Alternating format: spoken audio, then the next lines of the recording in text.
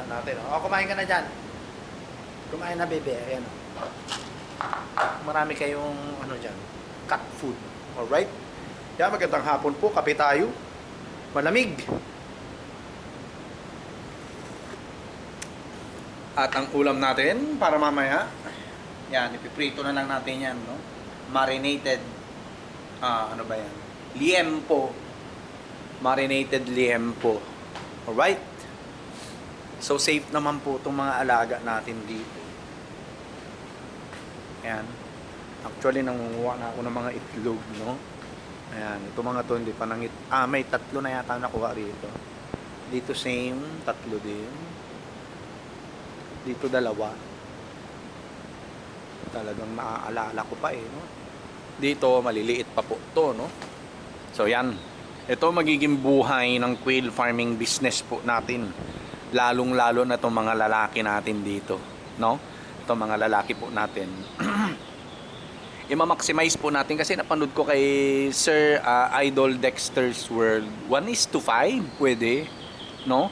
Isang lalaki, isang 5 babae. So, gagawin po natin yun para at least ma-maximize po natin yung breeding period natin, no? Yung breeding period po natin. Kasi, nag-iisip nga ako, no? Na pwede talagang 1:5. Wag lang sumobra doon, no? Wag lang sosobra. Okay? Kaya yun po ang gagawin natin, 1:5. So meron tayong 12 diyan na lalaki. So, yun, no? Ikakalat po natin 'yan.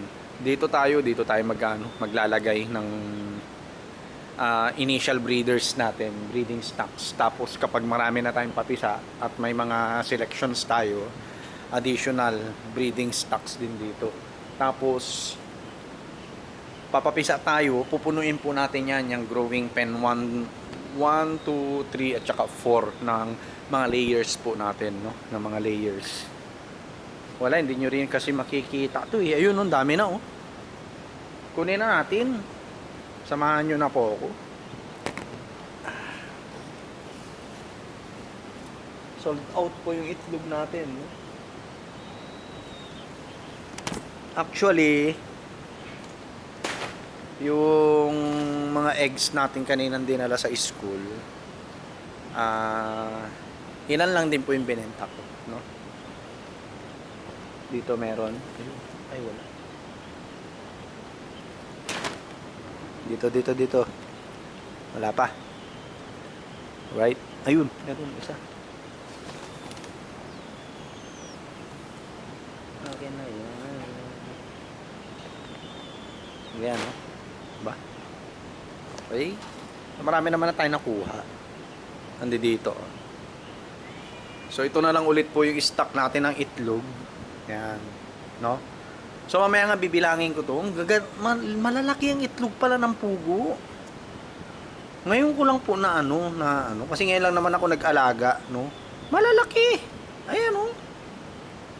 Pag nasa peak sila ng pangingitlog, malalaki. Yung mga na binibenta sa palengke, maliliit, mga parang reject po yung mga yun, no? Parang reject siya, no? So, yan ang mga itsura ng ating puguan, no? Pupunuin natin ng layers yan. Ito. Yan, yung breeding 1, 2, 3, tsaka 4. Pupunuin po natin ng layers yan, no? Para mga 400 heads yan, no? 400 heads. Tapos dun sa scratch pen sa harap. Ito. Mga breeding stocks naman natin. Yan, mga yan. Yan, yung 4 na yan na scratch pen. 1, 2, 3, at saka 4, no? So, hindi na ako makahintay, makapagparami, no? Ng, hindi na ako makapaghintay po na makapagparami, no? Ng pugo. Kaya, hihintay na yung ating incubator. So, yun nga sabi ni bossing ko, no, yung sponsor natin sa pagkain ng mga panabong natin tsaka vitamins, na kundi raw maglilimlim yung mga inahin niya is ipapa-incubate niya. Sabi ko, wala talaga magbabantay, no? At saka nahihirapan po ako, no? Yung nag-i-incubate ka tapos inaalagaan mo, hindi naman sa'yo. parang hindi ako at ease po sa ganun, no? Hindi ako at ease kasi parang ano eh, pag may mangyari dun sa alaga, sa'yo, ikaw ang sisi, no? Sa'yo sisisihin, no? At ayoko po yung ganun. Sabi, tinanggihan ko po, tinanggihan ko. Kasi, ano eh, focus tayo sa quail farming business po talaga. Ayoko nang mag-alaga ng ibang manok, no? Na papipisain ko, dito na naman palalakihin, kung saan na naman ilalagay, poproblemahin ko na naman, no? Kaya sabi ko sa kanya, pas muna ako, no? Pas muna tayo mag-incubate, mag-alaga ng sisiw, at ng kung ano-ano. Kasi masisira po yung diskarte natin eh. Masisira diskarte natin. Tapos, syempre, bossing natin, ayan, hihintayin niya lang lumaki yung manok, di ba? Tapos tayo yung mahihirapan, nag-aalaga tayo, nagpaparami tayo ng pugo, tapos may mga pasisiw na naman ng panabong. Kaya sabi ko, alagaan niya na lang, siya na mag-alaga, di ba? Kasi masisira ang diskarte po talaga natin, no? Masisira yung diskarte natin. So yan, dami na naman nating collection. Ayan, no? So mamaya ilalagay na natin ulit sa tab yan, okay? Kasi ang dami naghahanap sa school, no? Yung pati yung mga nanay doon, no? Na parang gusto nilang kumuha, kaso nga lang intended yung mga quail eggs natin kanina sa mga umorder sa atin na mga kasamahan natin. Actually, 3 tabs lang yung ano doon, no? Yung talagang binenta ko, no? Yung another 3 tabs ay pag-giveaway natin sa mga teachers po doon dahil mababait naman sila at masisipag sobra, no? Kaya yun, pinamigay natin. Pero binayaran natin, no? Binayaran natin pa rin sa sarili nating pera, no? Yung personal na pera natin, yan, binayaran pa rin po natin. Para at least hindi tayo maguguluhan, no? Na bakit parang kulang, parang ganito, no? At yun, ang ating ginawa, no? At ginagawa ko po yun, no? Ngayon, no? Ngayon. Right? So yun, bali pa Thanksgiving na rin natin, no? At yan, lilipat na nga tayo na school. Okay? Ayan. Ganyan na itsura nitong yard natin. Ayan. Okay? Ayan. So, hindi pa tayo nakapaglinis, no? Pasukan na, hindi pa tayo nakapaglinis ng mga kulungan, no? Ayan yung sa ilalim. So, hopefully, no? Mailipat na rin agad tayo. Na-text na po ako, tawagan na po ako ng division at tinatanong ako kung sa textbook gusto ko daw. Siyempre, kahit sa school, no? Hihintayin ko na lang yung letter of advice, parang ganon. Kasi doon naka-indicate po yung date ng effectivity ko, no? Sa lilipatan kong school. Ngayon po, no? Formal siya, no? Formal na kung anong araw ako magre-report doon sa new school assignment natin, no? So, yun po, tuloy na ang paglipat natin. Kanina nga medyo naiiyak-iyak ako, no, nung meeting namin na first time ko po na medyo mapaiyak. Hindi po ako umiiyak talaga sa mga ganyan-ganyan eh. May mga lumilipat, tapos yung mga attached po kasi ako doon sa lugar mismo. Actually, 2 pong tinanggihan ko, no, natawag ko noon. Winave ko, Castell National High School, winave ko yan noon. Subic National High School, winave ko rin po yan. Tapos nag-rank po ulit ako. And one time tinanong ako nung isang supervisor, actually si lolo ko rin po naman yun, no? Na bakit nagwe-wave ako ng item, no? Saan mo bang school gusto, sabi niya. Sabi ko doon sa mga far-flung areas po. Sabi ko, yung mga bundok, isla, ganyan kako. Kasi yung nga, ang unang isip ko, walang gustong magturo. Opo, no?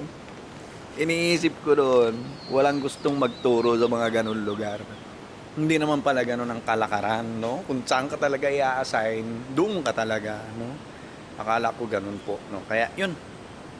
Siyempre, bata pa naman tayo, no? Wala pa tayong asawa, wala pa tayong other responsibilities. Pwede. Pero ngayon po na tumatanda na tayo at may comorbid na kami ni mama, no? Lalo si mama yun. Yeah. Yan po, no? Medyo pangit ang findings po sa kanya talaga, no? In a matter of time na lang din yan, no? Na ano, aalagaan na din po siya. Kaya yun, no? Mas maganda kung mas malapit na tayo talaga, no?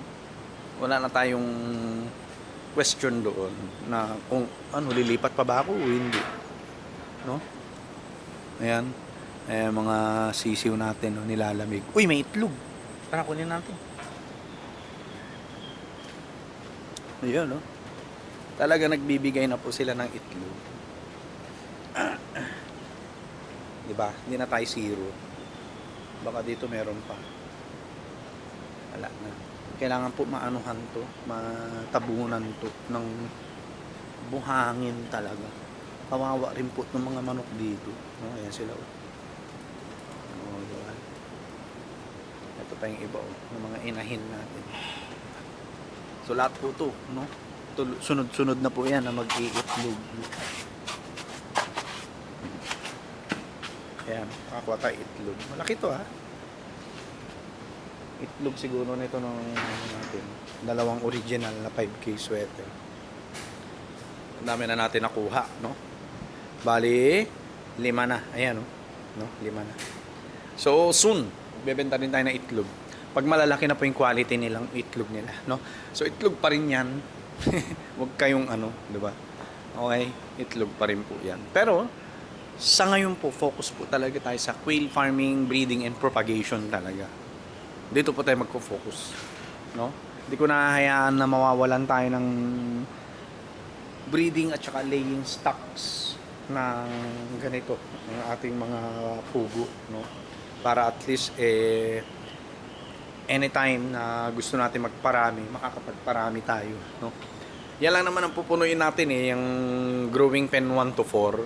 Tapos itong ano natin, ayan, yung mga scratch pen na 4 na yan at saka yung 2 kulungan natin dito ng breeding stocks natin para makapagbenta na rin po tayo ng fertile eggs, no? 5 pesos each po yan, no?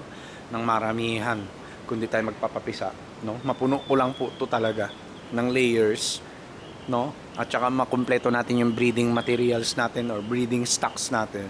Pwede na po ako magtinda ng fertile eggs, ng day-old chicks, RTL, RTB, pwede na po, no? Pwede na. Nga lang, siguro baka by order siya, no? By order kasi ayoko po mag-overproduce ng mga sisiw, no? Kasi ang breeding plan ko is April to May ang breeding ko, no? Paglalagay sa incubator.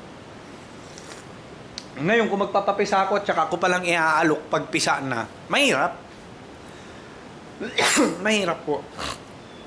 Kaya ang gagawin po natin, by order siya, no? Alam mo, ako kontakin nyo ako, tapos, sir, 500 heads, no? Ng quail, no? Ayan, maglo-load tayo na 600 to 700, no?